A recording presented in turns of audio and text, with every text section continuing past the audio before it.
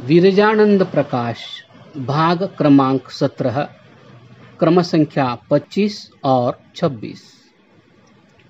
क्रम संख्या 25 स्वामी दयानंद सरस्वती का अध्ययन संवत 1917 से 1919। टंकारा मोरवी राज्य के वैभवदार श्री करशन लाल जी तिवारी के घर को संवत 1881 फाल्गुन बदी दशमी शनिवार मूल नक्षत्र में अर्थात दिनांक 12 फरवरी 1824 एक भव्य आत्मा ने आलोकित किया। इनका नाम मूलशंकर रखा गया। दूसरा प्यार का नाम दयाल जी था। इनके मातृचरण का नाम यशोदाबाई था। मूलशंकर के पश्चात एक बहन ततः एक भाई, पुनः एक बहन, तदुपरांत एक भाई का जन्म हुआ। मूलशंकर का 5वें वर्ष में विद्यारंभ तथा 8वें वर्ष में उपनयन हुआ। इनके पिता निष्ठावान शैव थे, अतः 10वें वर्ष में मूल जी से पार्थिव पूजा आरंभ करा दी थी।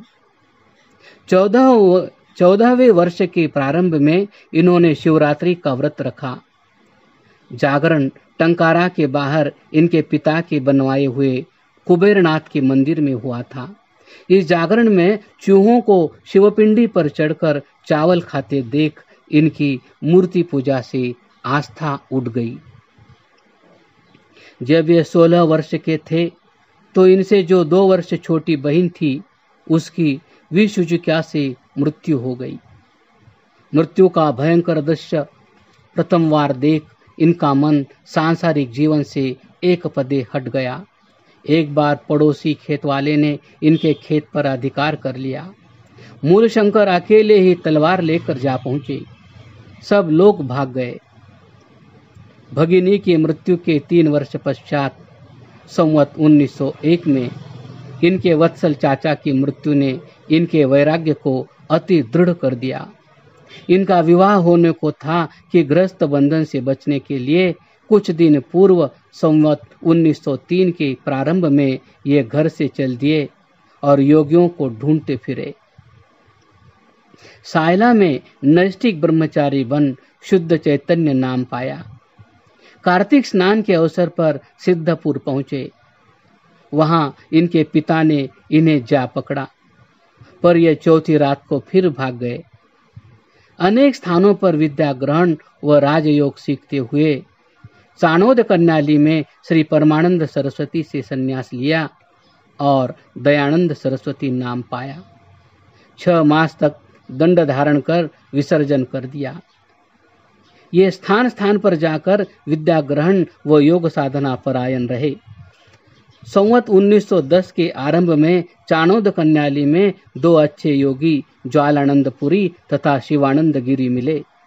इन्होंने स्वामी दयानंद की परीक्षा कर अधिकारी जान उन्हें योग की उत्तम शिक्षा दी। इसके उपरांत आबू पर्वत पर कुछ और भी योग तत्वों को प्राप्त करते हुए ये संवत 1911 के अंत में हरिद्वार के कुंभ मेले पर पहुंचे। संवत 1912 में योगियों की खोज में केदारनाथ, बद्रीनाथ आदि की यात्रा की। इस यात्रा में जोशी मठ के शंकराचार्य ने इन्हें हरिद्वार में स्वामी पूर्णानंद सरस्वती से पढ़ने की सम्मति दी। दयानंद पर्वत यात्रा से लौटकर संवत 1912 में लगभग 108 वर्ष के अति वृद्ध स्वामी पूर्णानंद जी के पास पहुंचे। वे अति वृद्ध हो मौनी बन गए थे, पढ़ाते न थे। उन्होंने लिखकर दयानंद को विरजानंद के पास मथुरा जाने की प्रेरणा दी। गंगा तट पर भ्रमण करते हुए देशभक्त दयानंद को अंग्रेजों के निकालने की बड़ी तैयारियों का पता चल गया था। इस समय को विद्याभ्यास के अनुपयुक्त समझ वे देशाटन योगाभ्यास आदि में लगे रहे। दयानंद शस्त्रास्त्र विद्या के उत्तम जाता थे, पर आदर्श सन्यासी थे। हथियार पकड़ना उनका काम न था, तथापि उन्होंने कर्तव्य प्रेरक साधु के रूप में नानाजी से सहयोग से किया प्रतीत होता है। दयानंद संवत 1917 कार्तिक शुक्ला द्वितीया बुधवार तदनुसार 14 नवंबर 1860 को विरजानंद के शिष्य बने। उन्होंने इनसे व्याकरण व वेदांत दर्शन का अध्ययन किया। व्याकरण के विशेष सूत्रों पर दार्शनिक चर्चाएं काशी के कौमुदी के अध्यापन से भी आती है। इन चर्चाओं का भी विस्तार संकोच गुरु शिष्य की योग्यता अनुसार हो सकता है। जब विरजानंद जैसे दार्शनिक गुरु थे और दयानंद जैसे दार्शनिक शिष्य थे, तो दर्शन के प्रायः सभी मार्मिक स्थलों की आलोचना व्याकरण व वेदांत के अध्ययन में ही आ गई होगी। दयानंद के बुद्धि विकास में विरजानंद का विशेष भाग था। विरजानंद दयानंद का संयोग मणिकांचन था। दोनों ने परस्पर संयोग से अपने जीवनों को सफल बनाया। विद्या समाप्ति पर मुमुक्षुवर्य अकिंचन दयानंद सरस्वती गुरुदक्षिणा नियम निर्वाहर्थ कुछ लौंग गुरुदक्षिणा के रूप में लेकर उपस्थित हुए। विरजानंद 100 छात्रों से गुरुदक्षिणा के रूप में कुछ न लेते थे। वे बोले, दयानंद, तुम्हारी यह भक्तिपूर्ण भेंट स्वीकार है, रख दो, पर एतावन मात्र से गुरुदक्षिणा पूर्ण न होगी। गुरुदक्षिणा में मुझे तुमसे कुछ और मांगना है, और वह तुम्हारे पास है भी। क्या तुम मेरी मांगी वस्तु मुझे दे सकोगे? दयानंद बोले, मेरा रोम रोम आपके आदेशार्थ समर्पित है। आप निसंकोच आदेश करिए। देश दशा चिंतित विरजानंद ने कहा, दयानंद, देश में घोर अज्ञान फैला हुआ है। स्वार्थी लोग जनता को पथभ्रष्ट कर रहे हैं। तुम इस व्यापक अंधकार के निवारणार्थ सर्वात्मना प्रयत्न करो। दयानंद ने सहर्ष तथास्तु कहकर गुरु निर्देश को शिरोधार्य किया और संपूर्ण जीवन देशोद्धार में होम दिया। मोक्ष प्राप्ति के स्थान में देशोद्धार मुख्य लक्ष्य बन गया। क्रमशः क्रम संख्या 26 अंतिम वर्ष पंचक संवत 1920 से 1924। अब हम अगले अंतिम वर्ष पंचक की कुछ विदित काल घटनाओं की चर्चा करेंगे। संवत 1920 में श्री दंडी जी का बंबई के प्रसिद्ध गट्टूलाल शतावधानी से गोकुल में शास्त्रार्थ हुआ। श्री गट्टूलाल भी नेत्र विरहित थे और प्रसिद्ध पंडित थे। पंडित वर्य गोपाल लाल जी मध्यस्थ थे।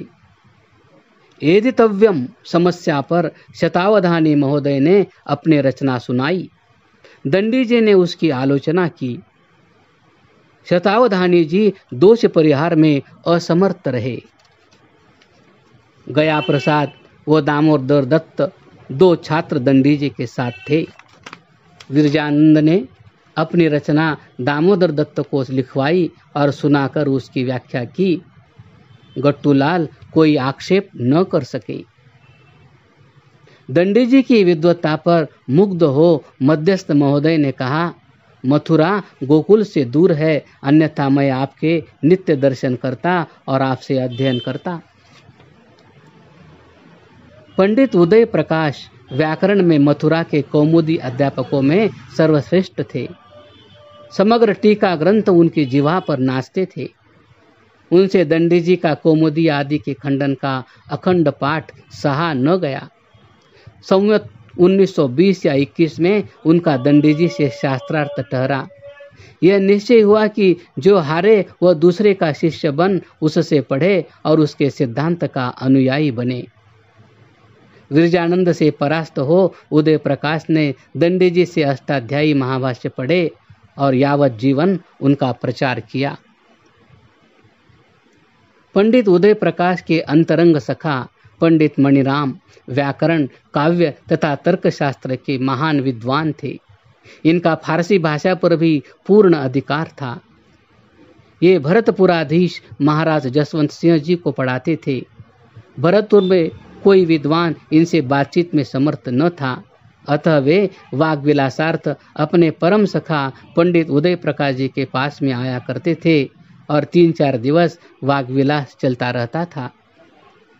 पंडित उदय प्रकाश को दंडी जी से पढ़ते हुए कुछ समय हो गया था और यह बात पंडित मणिराम को भी विदित हो चुकी थी। एक दिन विद्या गर्वित पंडित मणिराम ने पंडित उदय प्रकाश से कहा, मित्र, तुम भी मथुरा के अन्य सब पंडितों के समान दंडी जी के पास शिष्य रूप में चले गए।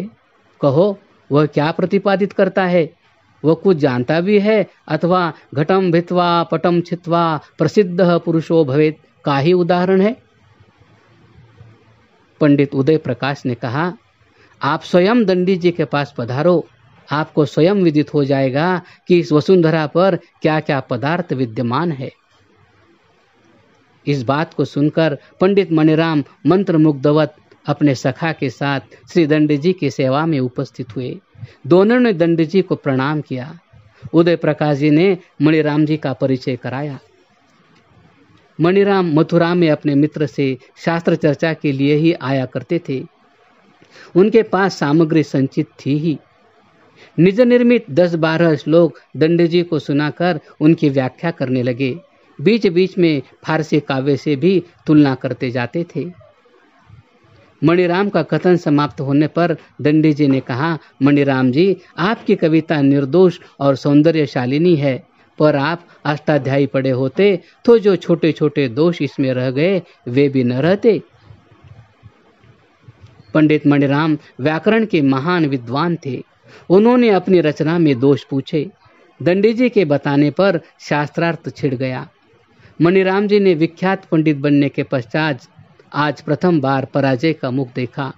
दंडी जी ने न केवल संस्कृत में ही दोष दिखाए, प्रत्युत उनकी फारसी काव्य की व्याख्या में भी दोष दिखलाए। मणिराम जी को वे दोष स्वीकार करने पड़े।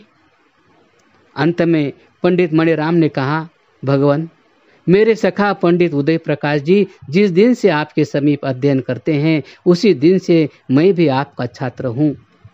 मैं 2-2, 4-4 मास मथुरा में रहकर आपसे अष्टाध्यायी और महाभाष्य पढ़ूंगा। पर कुछ समय पश्चात मणिराम जी का स्वर्गवास हो गया, अतः उनकी यह अभिलाषा उनके मन में ही रह गई। इस मणिराम उपाख्यान से स्पष्ट है कि दंडी जी फारसी के भी उत्कृष्ट विद्वान थे। फारसी अध्ययन का प्रारंभ तो निश्चय ही गंगापुर में उनकी नेत्रवत्ता में ही हुआ था। इसमें विशेष प्रगति संभवतः कलकत्ते में हुई हो।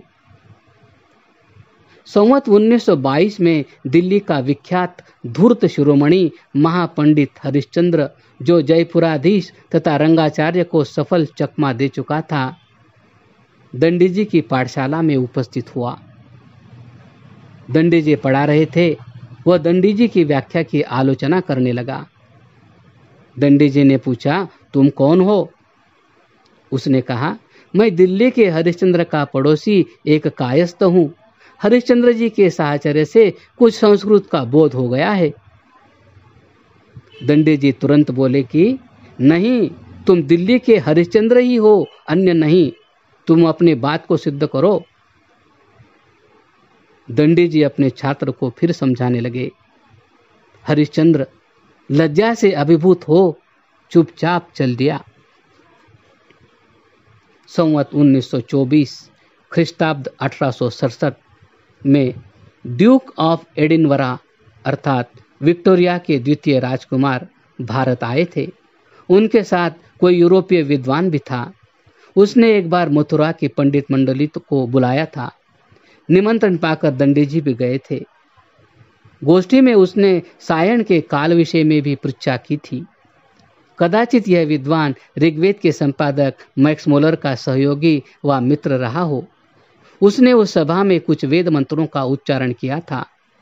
उस वैदेशिक विद्वान की उच्चारण भ्रष्टता को देख उद्दीप्त हुए निष्प्रह निर्भीक विरजानंद ने कहा, ऐसे अशुद्ध उच्चारण करने वाले को वेद पढ़ने का अधिकार किसने दिया? सब लोग दंडी जी की अकुतोभयता को देख विस्मयान्वित हुए। दंडी जी ने आगंतुक से अनार्स ग्रंथों के निवारण विषय में भी चर्चा की थी। क्रमशः